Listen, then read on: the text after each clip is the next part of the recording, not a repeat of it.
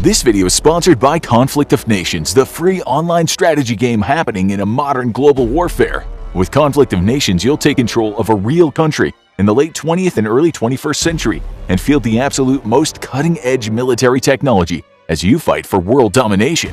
I love taking on other players, and Conflict of Nations lets you face off against up to 128 other players in games. You'll have to use all kinds of different real-life units, including tanks, jets, and even nuclear submarines, in games that can take up to weeks to complete. Choose your strategy wisely though. Will you focus on building up your country's economic might? Or play the politics game and forge long-lasting alliances with your neighbors? Or start declaring war on everyone and rely on your military prowess? It's up to you, since with Conflict of Nations you're truly in command of the country. Infographics show viewers get a special gift of 13,000 gold and 1 month of premium subscription for free when they use the link, but it's only available for 30 days. So click the link, choose a country, and start fighting your way to victory right now. Hour 1. In the Pacific, Chinese amphibious invasion forces stream out of civilian and military ports along the eastern Chinese coast. The massive fleet is a mix of military and civilian ships, including commercial ferries with reinforced ramps to allow them to on- and offload heavy military vehicles. This first wave of invaders is 35,000 strong, and many more tens of thousands of soldiers are waiting for their turn to make the 100-mile journey to Taiwan. Chinese frigates scour the waters of the Taiwan Strait on the hunt for American or Taiwanese submarines. A formal declaration of war against Taiwan is being declared as the ships cut through the waves. And though no declaration of war against the United States is prepared, it's fully expected that the United States will honor its commitment to defend Taiwan from invasion. Any sub in the Taiwan Strait that doesn't belong to the People's Liberation Army Navy will be considered hostile and fired upon. A world away, Russian forces staging out of Belarus and the Western Military District launch an offensive into the Baltic countries. The featureless, flat plains of Eastern Europe are perfect tank country and favor the attacker, with few natural features to build defenses on. Overhead, a barrage of missiles preempts the crossing of Russian troops into NATO territory. Hundreds of ballistic and cruise missiles fly across Eastern Europe, aimed at NATO airfields, supply depots, and troop staging areas. Aegis ashore facilities and other anti-missile defenses begin to light up the sky with their own counterfire. The average success rate of missile defense systems averages between 50 and 60%, but that still means over 100 missiles find their targets, cratering airfields, destroying fuel depots, and killing hundreds on the ground. But NATO hasn't been blind to the buildup of military troops by Russia, and the moment the first wave of missile strikes are detected and still in the air, NATO responds accordingly. The skies are so crowded with missiles for a few minutes that it's unsafe for NATO or Russia's combat air patrols to operate in the region, and they take to low altitude for safety. NATO's missiles have better precision than Russia's missiles, but Russian missile defenses are slightly more effective than NATO's. In the Pacific, China launches nearly 600 missiles in the span of an hour, the largest missile barrage in human history. These missiles target Taiwan's military and civilian airfields, hangars, command and control nodes, and electric power plants. However, a significant number of them also target American air bases in Guam, Japan, and South Korea. American and Taiwanese missile defenses put up a brave fight, but the overwhelming fire is too much, and many of the missiles find their marks. Guam is cratered by ballistic missile strikes, and America's largest military base in the Pacific is temporarily knocked out of commission. Thousands die on the ground. Further missile attacks target American naval vessels operating in the Pacific. China has needed 4 months to prepare its amphibious assault fleet, giving the world plenty of time to prepare for the coming war. The U.S. now operates 4 carrier groups in the Pacific, with a 5th in reserve along the American west coast. As American satellites detect the start of the Chinese attack, a warning is sent across the entire American Pacific fleet. The carriers now move at full speed, taking random and aggressive turns, all in an attempt to throw off the targeting of China's missiles. American cyber and electronic warfare operations, however, are already underway. Targeting China's recon and targeting assets, they succeed in degrading the accuracy of China's missiles, but the sheer number of them still makes them a serious threat. As the missiles re-enter the atmosphere at several thousand miles an hour, American missile defenses put up a wall of lead and steel, with escort cruisers knocking out Chinese missiles with their own SM-3 missiles.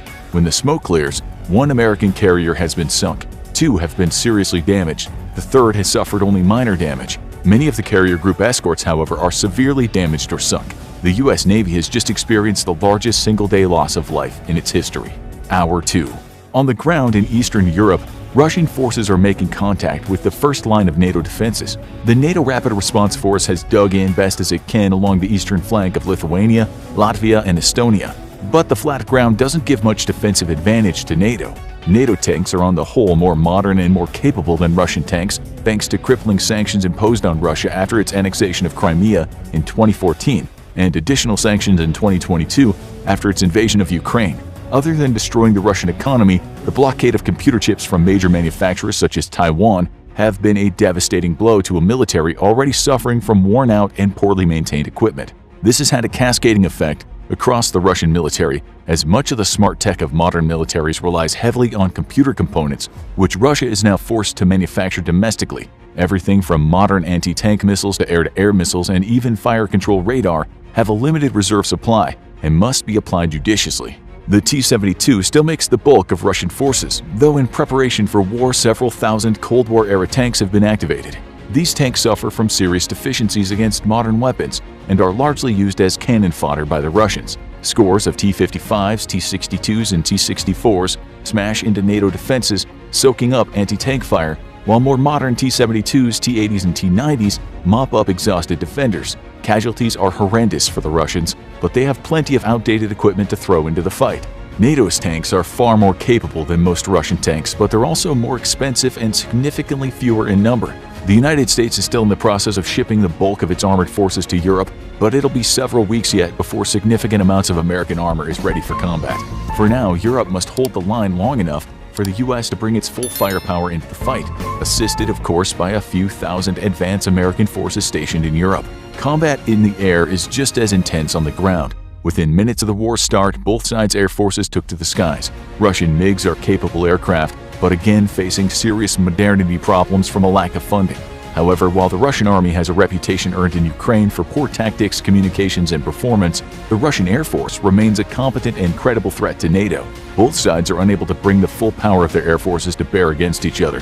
For NATO planes, the threat comes from Russia's numerous air defense batteries, which operate close to the front lines and can even threaten NATO planes from within Russia's borders. The S-400 system ranks among the best air defense systems in the world and is lethal to NATO's 4th and 4.5 generation fighters. At immediate and close range, numerous self-propelled air defense guns shore up S-400 and older S-300 defenses. NATO, on the other hand, relies heavily on fighters and interceptors for air defense, whom themselves are at risk from Russian ground-based defenses. However, NATO enjoys one distinct advantage over Russia: the F-35 stealth fighter and America's fleet of F-22 air supremacy fighters. Unfortunately, only a few hundred F-35s are capable of combat operations across the NATO alliance, and most of these are from the United States. The vaunted F-22, the most capable air supremacy fighter in the world, is also in very low numbers, and most of them are being diverted to bases in the Pacific for sea and air war against China.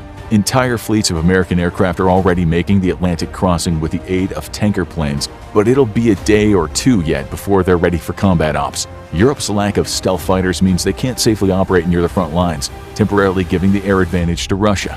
Russia presses that advantage as best it can, but carrying out strike missions over the front lines is still hazardous business for its air force. Russian bombers devastate NATO defenses, but take casualties of their own.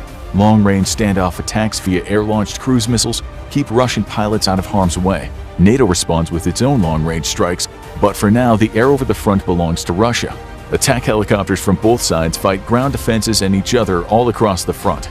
It'll take time yet for NATO to gather its forces, and the numbers advantage is once more in Russia's favor. Still, both sides suffer heavy losses of air cavalry to man-portable air defense weapons and traditional air defenses both. As the second hour of World War III comes to a close, a massive offensive out of the military enclave of Kaliningrad pushes into NATO defenses in southern Lithuania. Further cruise and ballistic missile attacks rain out of Kaliningrad and into it from NATO return fire. The overwhelming amount of NATO firepower aimed at Kaliningrad quickly shuts down any hope of conducting air operations out of the enclave. But it's still a strong point of tens of thousands of Russian troops in armor who are manning defenses along the Polish border, while a separate thrust north into Lithuania seeks to destroy NATO forces there. Russia's hope is to sever NATO from the Baltic countries, and there's little the alliance can do to prevent that at the moment. Hour 3.